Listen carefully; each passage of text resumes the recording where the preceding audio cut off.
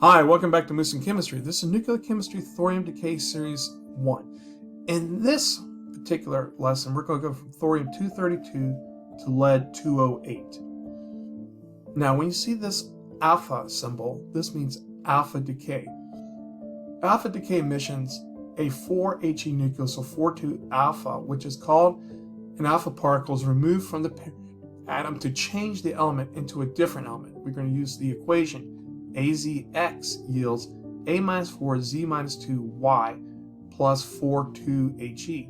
Now, the A right here represents the atomic mass unit. That's the number of protons and neutrons in the nucleus of an atom. The Z is also called the atomic number, which represents the number of protons in the nucleus of an atom. The Y will represent the new element, and of course you know that this is our alpha particle.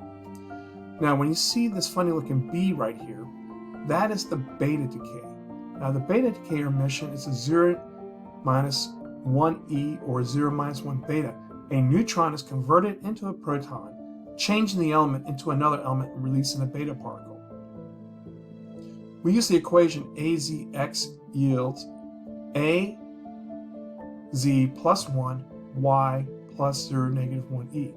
Again, the A represents the atomic mass number. That's the number of protons and neutrons in the nucleus of an atom, whereas Z represents the atomic number, and that's the number of protons in the nucleus of an atom.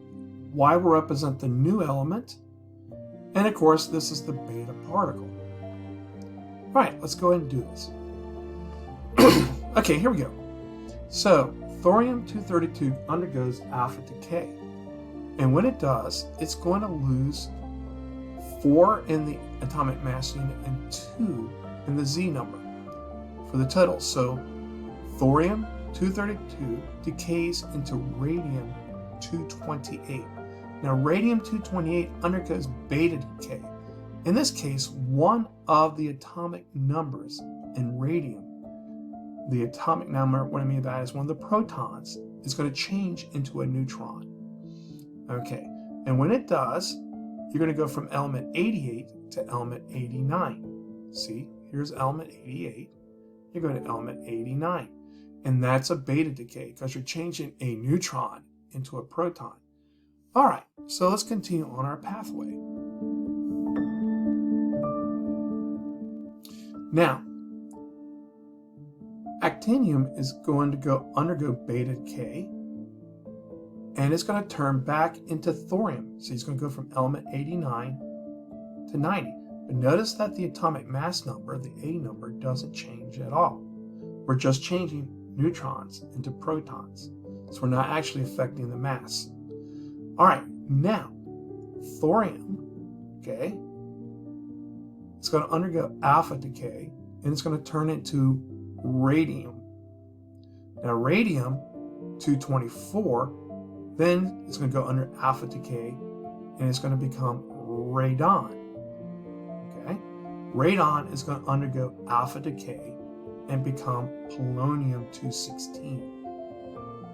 So remember, when you're doing alpha decay, you're losing 4 in the total in the mass.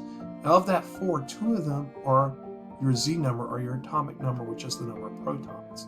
Okay? So now, then polonium undergoes alpha decay and becomes lead-212. Lead-212 undergoes beta decay and gains a proton by changing a neutron into a proton, becomes bismuth-212. Bismuth-212 undergoes beta decay again and changes another one of its neutrons into a proton and becomes polonium-212. Polonium-212 undergoes alpha decay and loses 2 protons and of course 2 neutrons, and it goes to lead-208. Now lead-208 is a stable element and it's not going to decay any further. So it's stable of the end game. So we went from thorium-232 to lead-208. Now let's look at this chart of element versus half-life. Thorium-232 has 1.14 times 10 to the 10th years half-life, so that's a really long time. Radium-228 has 5.7 years, which is more feasible for us to watch.